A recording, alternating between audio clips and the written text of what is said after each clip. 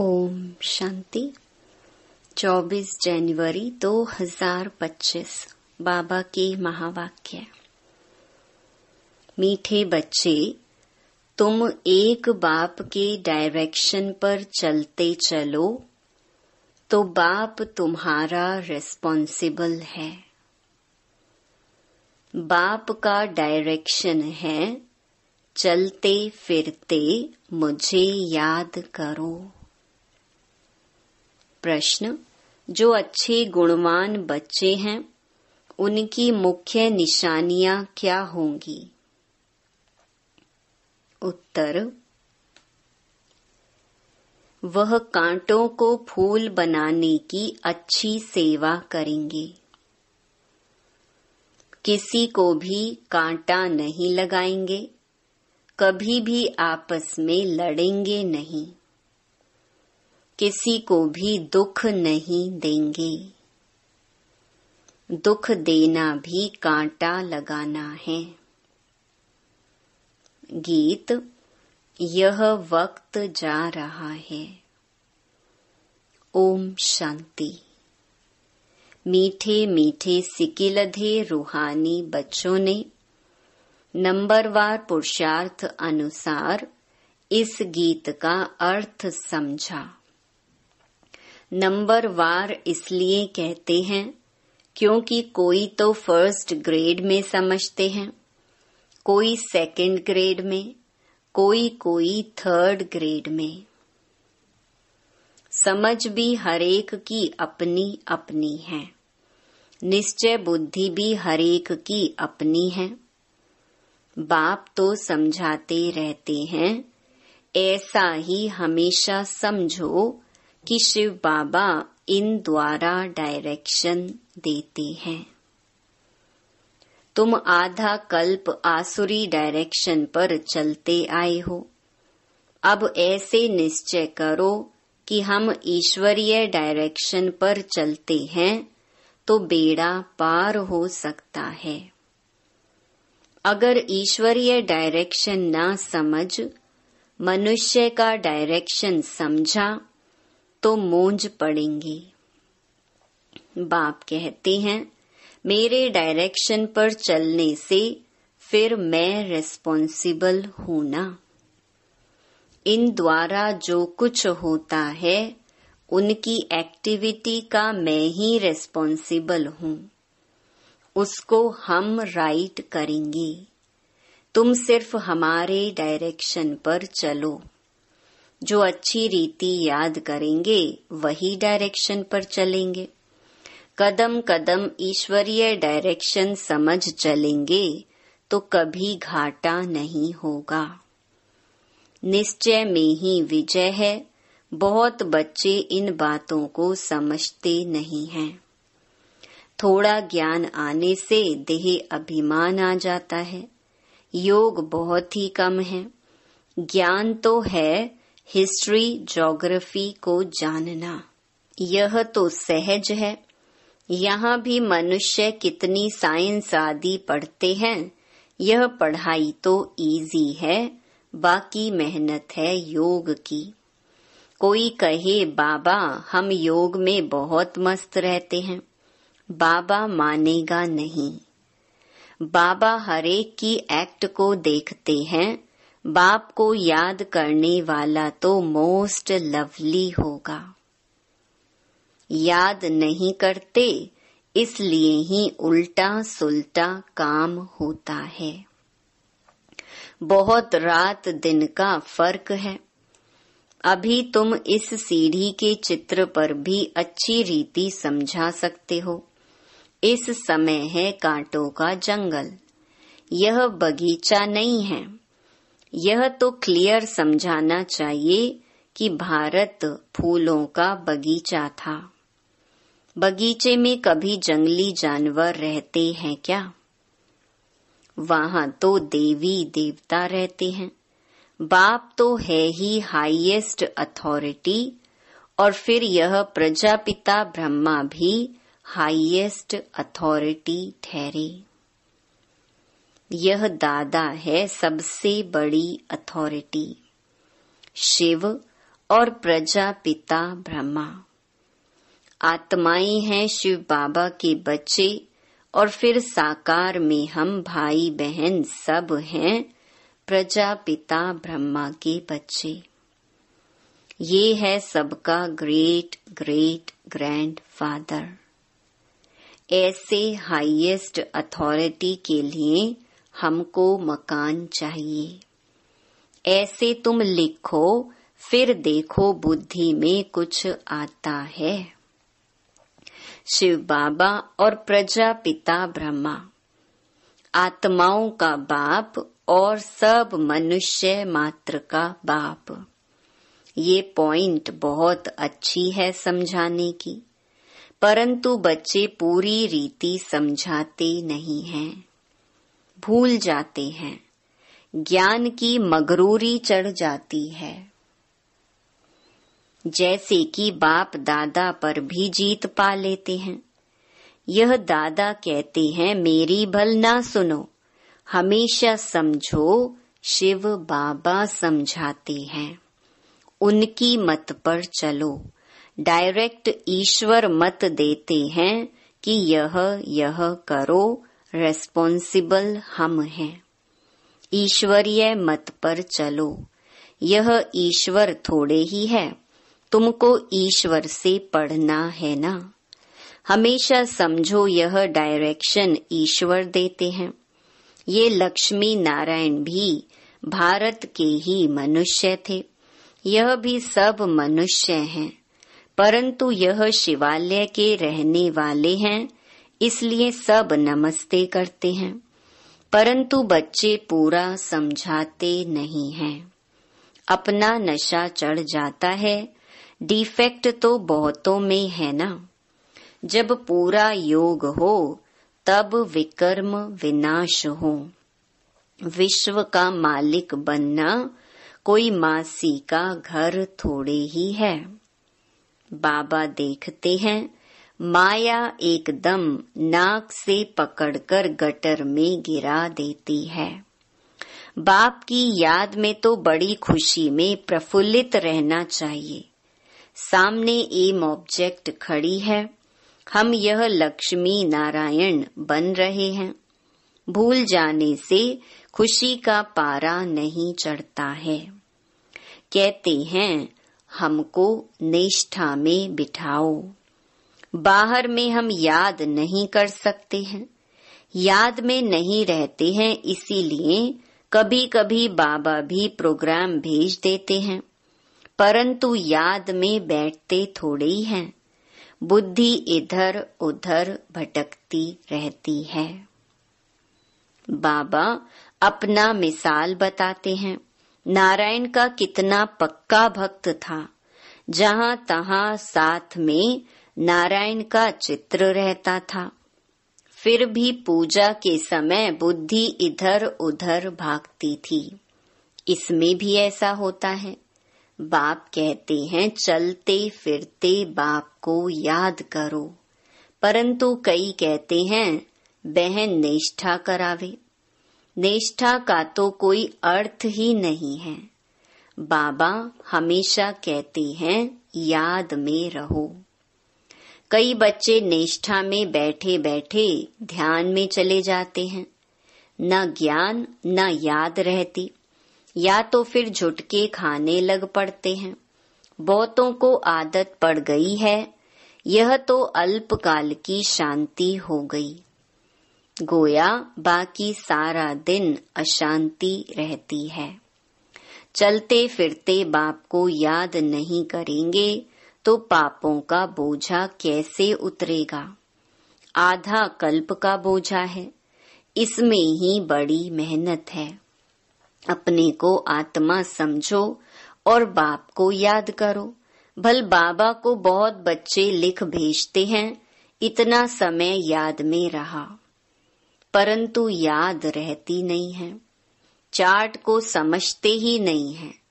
बाबा बेहद का बाप है, पतित पावन है, तो खुशी में रहना चाहिए। ऐसे नहीं हम तो शिव बाबा के हैं ना, ऐसे भी बहुत हैं। समझते हैं हम तो बाबा के हैं, लेकिन याद बिल्कुल करते नहीं। अगर याद करते होते तो फिर पहले नंबर में जाना चाहिए। किसको समझाने की भी बड़ी अच्छी बुद्धि चाहिए। हम तो भारत की महिमा करते हैं। नई दुनिया में आदि सनातन देवी देवताओं का राज्य था। अभी है पुरानी दुनिया, आयरन एज। वह सुख धाम, यह दुख धाम। भारत गोल्डन एज था तो इन देवताओं का राज्य था। कहते हैं हम कैसे समझें कि इनका राज्य था। यह नॉलेज बड़ी वंडरफुल है। जिसकी तकदीर में जो है, जो जितना पुरुषार्थ करते हैं वह देखने में तो आता है।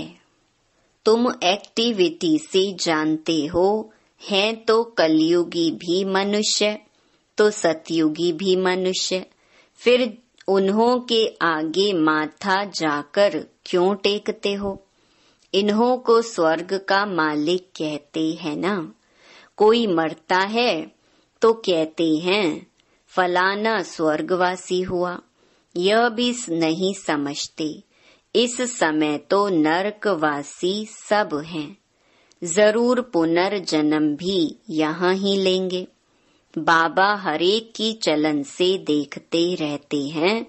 बाबा को कितना साधारण रीति से किस किस से बात करनी पड़ती है, संभालना पड़ता है। बाप कितना क्लियर कर समझाते हैं। समझते भी हैं तो बात बड़ी ठीक है, फिर भी क्यों बड़े बड़े कांटे बन जाते हैं। एक दो को दुख देने से कांटे बन जाते हैं, आदत छोड़ते ही नहीं। अभी बागवान बाप फूलों का बगीचा लगाते हैं, कांटों को फूल बनाते रहते हैं। उनका धंधा ही यह है। जो खुद ही कांटा होगा तो फूल कैसे बनाएगा। प्रदर्शनी में भी बड़ी खबरदारी से किसको भेजना होता है। अच्छे गुणवान बच्चे वह जो कांटों को फूल बनाने की अच्छी सेवा करते हैं। किसी को भी कांटा नहीं लगाते हैं, अर्थात किसी को दुख नहीं देते। कभी भी आपस में लड़ते नहीं हैं।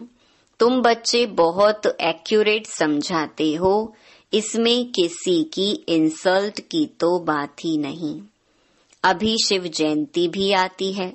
तुम प्रदर्शनी जास्ती करते रहो। छोटी छोटी प्रदर्शनी पर भी समझा सकते हो। 1 सेकंड में स्वर्गवासी बनो अथवा पतित भ्रष्टाचारी से पावन श्रेष्ठाचारी बनो। 1 सेकंड में जीवन मुक्ति प्राप्त करो। जीवन मुक्ति का भी अर्थ समझते नहीं हैं। तुम भी अभी समझते हो, बाप द्वारा सबको मुक्ति जीवन मुक्ति मिलती है, परंतु ड्रामा को भी जानना है। सब धर्म स्वर्ग में नहीं आएंगे, वह फिर अपने अपने सेक्शन में चले जाएंगे, फिर अपने अपने समय पर आकर स्थापना करेंगे। झाड़ में कितना क्लियर है।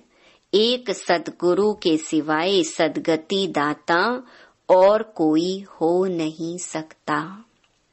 बाकी भक्ति सिखलाने वाले तो ढेर गुरु हैं। सद्गति के लिए मनुष्य गुरु हो नहीं सकता, परंतु समझाने का भी अक्ल चाहिए। इसमें बुद्धि से काम लेना होता है। ड्रामा का कैसा वंडरफुल खेल है। तुम्हारे में भी बहुत थोड़े हैं जो इस नशे में रहते हैं। अच्छा, मीठे मीठे सिकिलधे बच्चों प्रति मात पिता बाप दादा का याद प्यार और गुड मॉर्निंग। रूहानी बाप की रूहानी बच्चों को नमस्ते। रात्रि क्लास 18 मार्च 1968। तुमको वास्तव में शास्त्रों पर वाद विवाद करने की कोई दरकार नहीं है।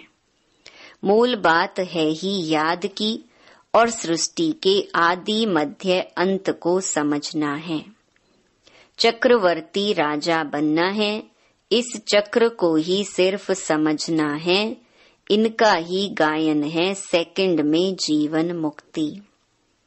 तुम बच्चों को वंडर लगता होगा, आधा कल्प भक्ति चलती है, ज्ञान रिंचक नहीं। ज्ञान है ही बाप के पास, बाप द्वारा ही जानना है। यह बाप कितना अनकॉमन है, इसीलिए कोटों में कोई निकलते हैं। वह टीचर्स ऐसे थोड़े ही कहेंगे। यह तो कहते हैं मैं ही बाप टीचर गुरु हूँ, तो मनुष्य सुनकर वंडर खाएंगे। भारत को मदर कंट्री कहते हैं क्योंकि अम्बा का नाम बहुत बाला है। अम्बा के मेले भी बहुत लगते हैं। अम्बा मीठा अक्षर है। छोटे बच्चे भी माँ को प्यार करते हैं ना, क्योंकि माँ खिलाती पिलाती संभालती है। अब अम्बा का बाबा भी चाहिए ना। यह तो बच्ची है एडॉप्टेड, पति तो है नहीं। यह नई बात है ना। प्रजापिता ब्रह्मा तो जरूर एडॉप्ट करते होंगे। ये सभी बातें बाप ही आकर तुम बच्चों को समझाते हैं। अम्बा का कितना मेला लगता है, पूजा होती है, क्योंकि बच्ची ने बहुत सर्विस की है। मम्मा ने जितने को पढ़ाया होगा उतना और कोई पढ़ा न सके। मम्मा का नामाचार बहुत है, मेला भी बहुत बड़ा लगता है।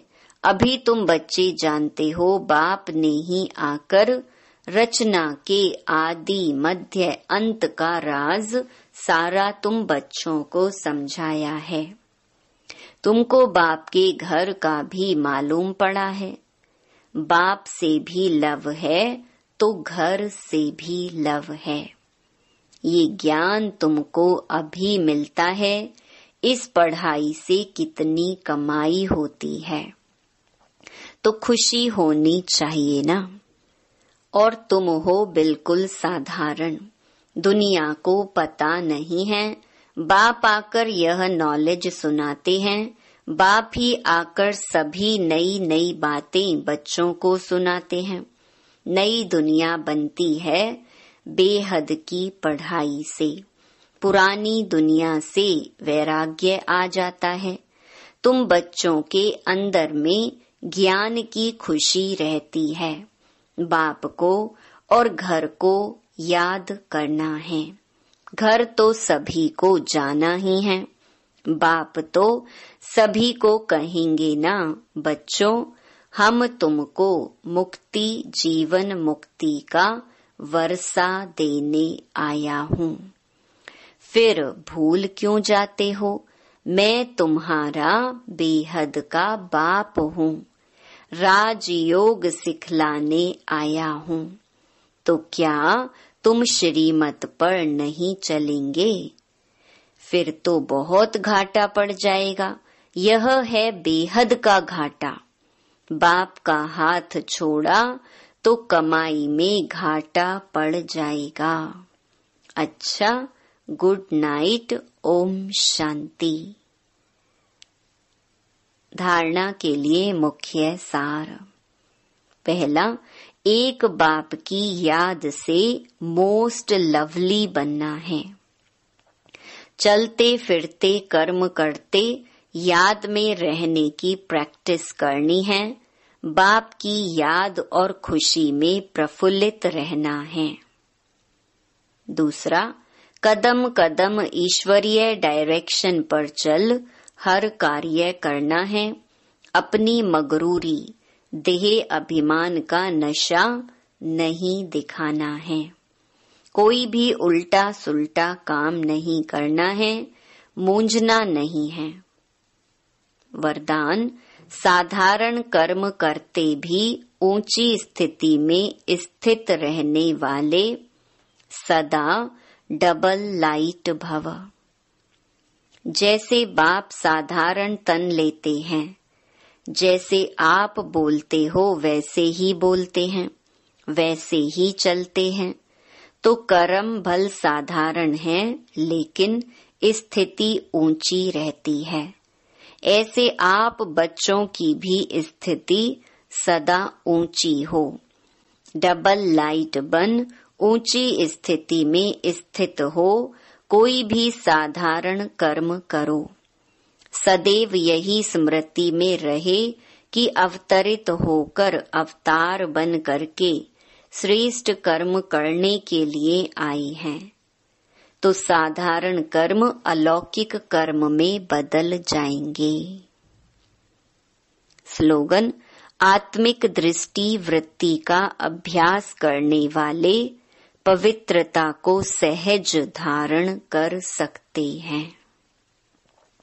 अपनी शक्तिशाली मनसा द्वारा सकाश देने की सेवा करो।